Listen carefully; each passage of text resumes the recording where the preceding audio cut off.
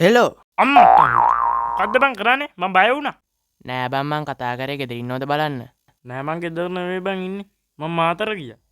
එහෙමේ මේ ඒක නෙමෙයි මට ඔයලා ගෙදර ඉස්සරහා මේ සරමක් අඳගත්තු පිස්සෙක් ඉන්නවා වෙනෝනේ. පිස්සෙක් සරමක් කරගත්තු මොන වගේද?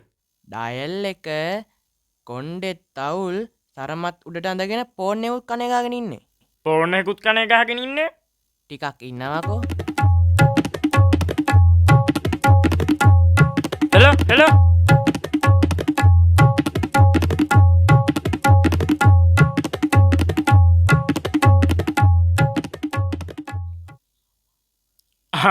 මේ උඹනේ ඉන්නේ. නෑ මමයි උඹ වඳුරගත්තේ.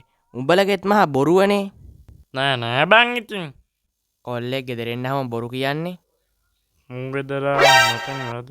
හරි බං. සෝරි. සෝරි තමයි. ඒක නෙමෙයි. මොකටද ඔය කෝල් කරේ? නෑ බං මට මාර සීන් එක නුනේ. මොකද්ද උනේ කියහන්කෝ. මං බයිසිකලේ දිබල්ලෝ පැන්නනේ. ඊට පස්සේ ඊට පස්සේ මුකුත් නෑ මං ආවා. බල්ලට තුවාලේ. මොකක්? ඇයි දැන් බල්ලෝ පැන්නෑ කිව්වේ? අනේ මෝඩයෝ බල්ලෝ පැන්නකුවේ බයිසිකලේ චේන් එකේ. හරි ඉතින්. මන් දන්නේ නැනේ බල්ලෝ පැන්නකුම් බයිසිකලේ චේන් එකේ කියලා. දැන්වත් දැනගනින් මෝඩ යකා. ඉතින් මන් දැනගන්න මට දිවස්තියේ. හරි මං යනවා යන්න.